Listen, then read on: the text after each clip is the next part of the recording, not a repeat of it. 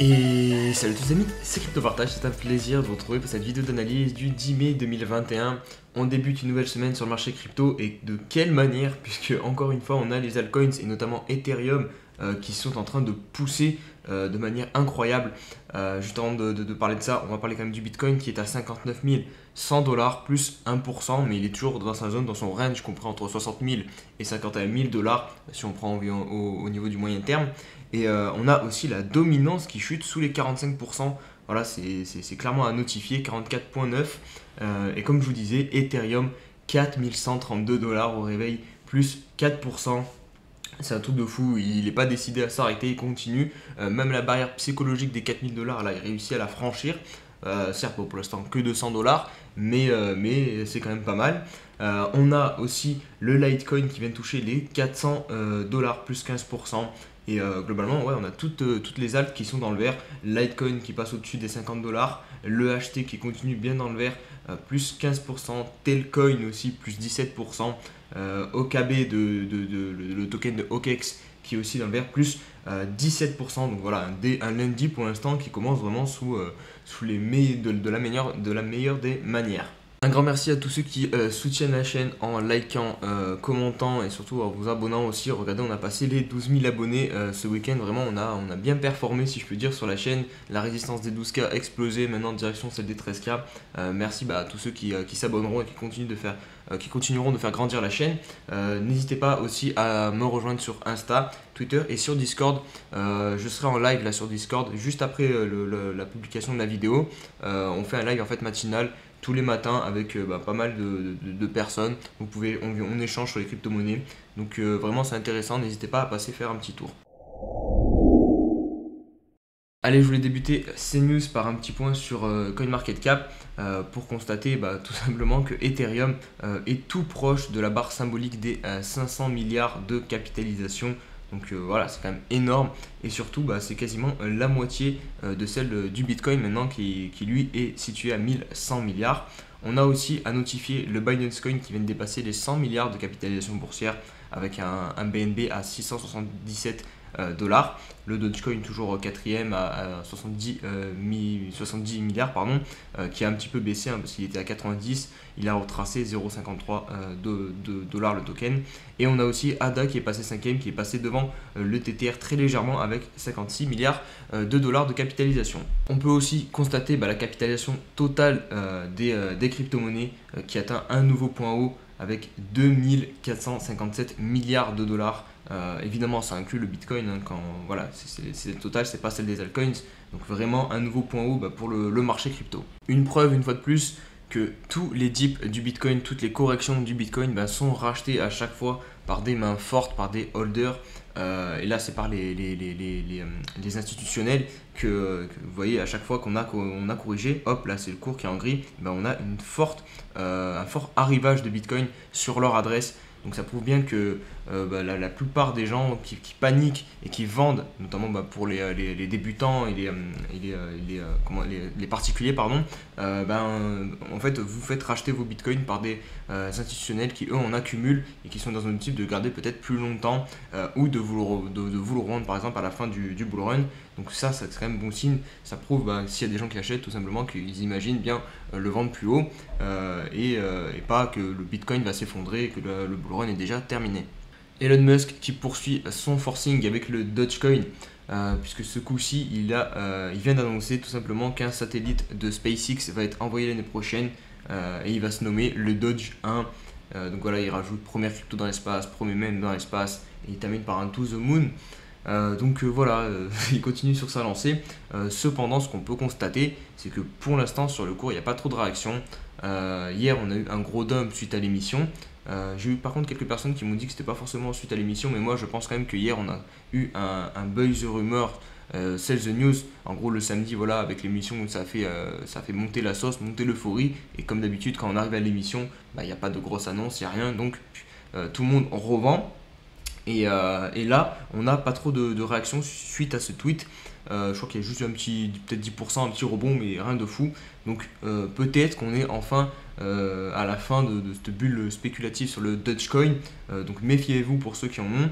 Et peut-être que aussi tout simplement les gens, et notamment les Américains, commencent à comprendre qu'investir sur ce genre de truc c'est peut-être pas le mieux à faire et que la hype tout simplement est en train de passer et que les tweets d'Elon Musk ne fonctionneront plus à l'avenir.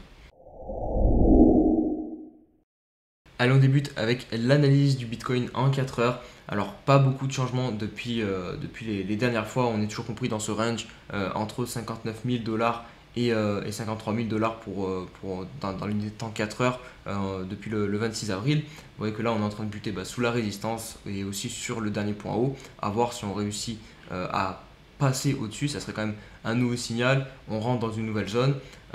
Mais pour l'instant, c'est pas le cas. On bute dessus. On peut même rajouter, je pense, une petite oblique ici qui est pas mal, pas trop, ouais, elle est bien pertinente. Regardez, ici on a une réaction, ici pareil, et ici à l'inverse, ça nous sert de résistance. Donc à surveiller cette oblique sur le 4 heures, je la remettrai plus tard dans les prochaines vidéos, vous inquiétez pas.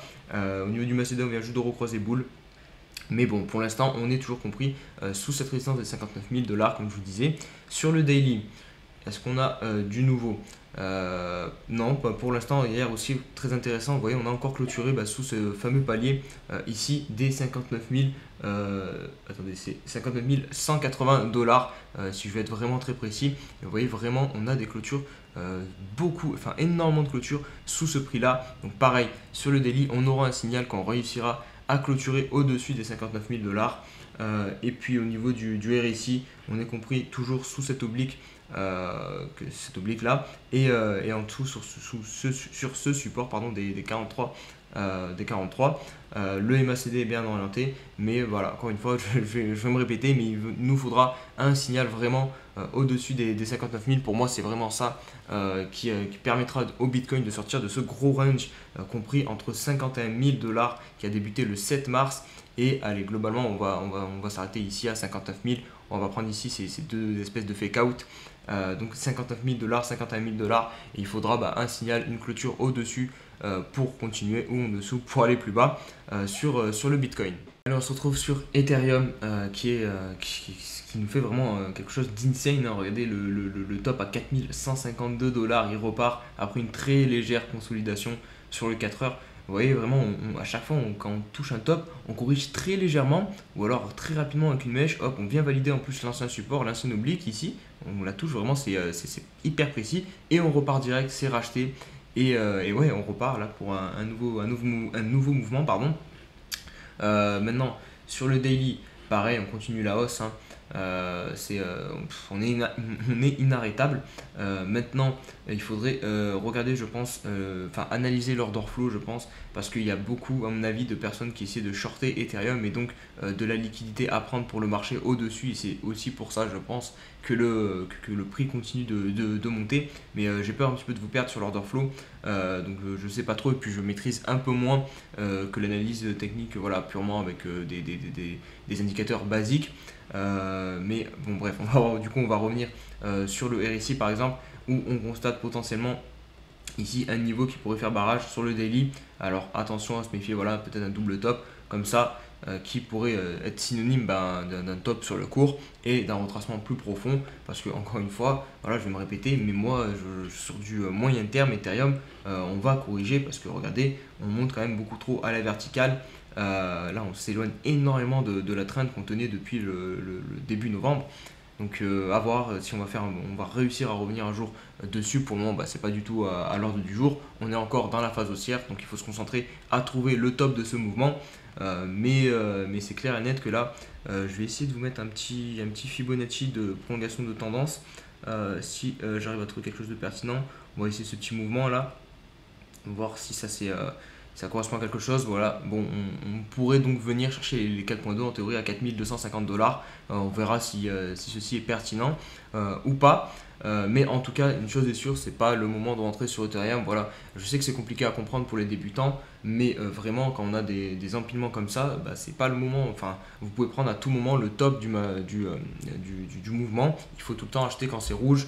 En tout cas, moi, c'est ma manière de faire. Donc attendez tranquillement un retracement, voilà, je sais c'est dur, mais il y aura d'autres opportunités. Les crypto-monnaies, voilà, ça pump tous les jours il y a une nouvelle crypto qui pump, donc vous inquiétez pas, vous aurez d'autres opportunités. Là, il faut juste attendre le top. Et même l'idéal, évidemment, là, c'est de chercher des ventes. Personnellement, j'ai pris un petit peu j'ai vendu un peu des terres à 4000 $. Voilà, j'ai pas de regrets. Si ça monte plus haut, ça monte plus haut. C'est comme ça, on peut pas trouver le top. On n'a pas de boule de cristal, mais juste en voyant les indicateurs, on voit quand même qu'on est en surchauffe. Donc voilà, il n'y a pas de mal à prendre un petit peu de bénéfices. On enchaîne avec IGLD.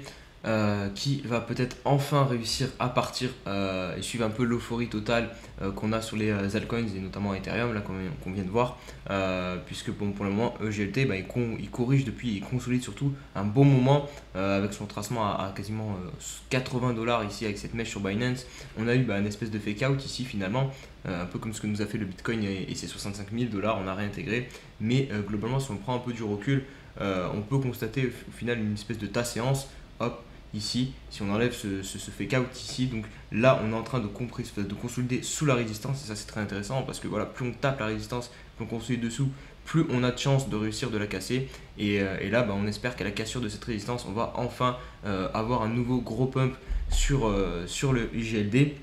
Alors c'est pas le moment d'entrer parce que là on est sous résistance. Si jamais vous voulez vous positionner, il faut attendre qu'on la casse, qu'on vienne faire un pullback et là retenter de rentrer ici sur cette résistance. En tout cas c'est ce que je ferais personnellement, ou alors attendre un retracement un peu plus profond, peut-être jusqu'au retour ici sur les 157 $, mais ça serait dommage voilà, de revenir chercher une fois de plus ce niveau-ci sur IGLD. Ça fait quand même un bon moment maintenant qu'on attend un petit pump, enfin un nouveau pump sur IGLD parce qu'il a quand même très bien performé depuis le début de l'année où il valait à peine 5-6 $. Donc là voilà, s'il pouvait repartir, ça serait cool. Au niveau du MACD et du RSI, on est quasiment complètement à plat. Je pense qu'au niveau du Shop Index, pareil, on doit avoir le shop bien rechargé pour un bon gros mouvement. Donc attention, voilà, moi je pense que ça ne m'étonnerait pas qu'IGLD nous fasse un petit pump sous très peu de temps. On va poursuivre avec Riff qui pour moi a une pattern vraiment très sympathique et surtout j'ai vu dans les commentaires de la dernière vidéo que certaines personnes disaient qu'il y avait eu des très bonnes news pour le Fonda qui allait tomber en juin sur Riff. Donc je ne suis pas allé vérifier, donc voilà, allez faire vos propres recherches si vous voulez sur ce sujet, mais je vous mets voilà, la puce à l'oreille. Moi je vais surtout vous parler de la partie analyse technique et je trouve voilà, qu'on a une très belle consolidation. Donc un peu comme ce que nous fait le Bitcoin finalement, entre pour lui les 0.03 et les 0.05.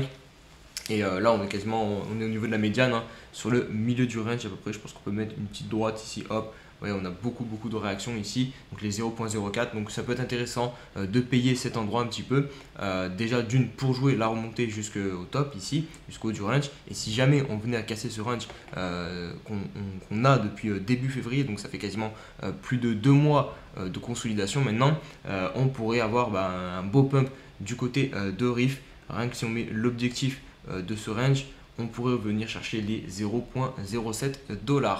On poursuit avec Avax qui est lui aussi en train de potentiellement sortir de son range de consolidation. À chaque fois je vous le partage et à chaque fois on se fait un petit peu avoir. Regardez, ça c'était la dernière fois, on était ici.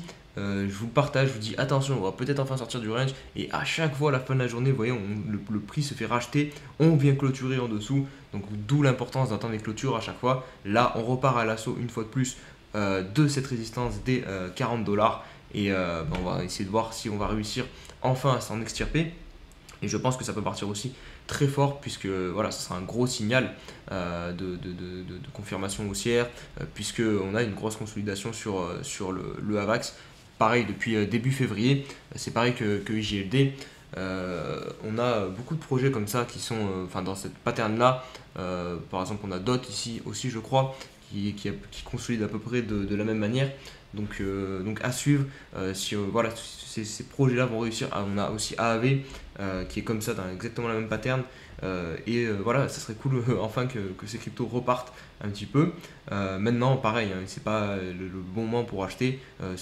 Les explications que j'ai données sur les GLD, elles correspondent parfaitement aussi pour Avax. Et on va conclure la vidéo par le Dodo. Et ça c'est une crypto qui a été listée assez récemment, début février sur Binance. D'ailleurs je crois que ça fait, elle est sortie grâce au launchpad de Binance.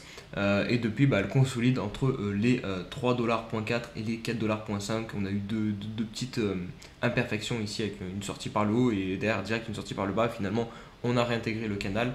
Donc pour le moment voilà, il va falloir aussi attendre des clôtures soit en dessous soit au-dessus pour avoir un signal.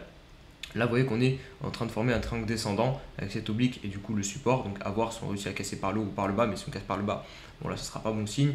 Mais ça peut être intéressant de payer ici le support pour tenter de jouer une remontée du cours jusqu'au 4,5$ et potentiellement plus haut si on vient à casser ce canal. Après voilà, je me méfierai ici, si vous achetez ici, mettez un petit stop loss un peu plus bas au cas où voilà, on casse vraiment par le bas parce que c'est possible hein, qu'on revienne chercher finalement ce niveau de prix ici, ce point bas des 2,6$, évidemment, puisque là vu qu'on n'a pas beaucoup d'historique, le cours a peut-être pas encore trouvé sa vraie valeur et puis fondamentalement je ne sais pas du tout ce que vaut le projet, donc aussi à vérifier de votre côté. Voilà les amis pour cette vidéo, j'espère qu'elle vous a plu. Si c'est le cas, comme d'habitude, n'hésitez pas à mettre un petit pouce bleu et à vous abonner. Quant à moi, je vous dis à demain pour une nouvelle vidéo. Allez, ciao ciao.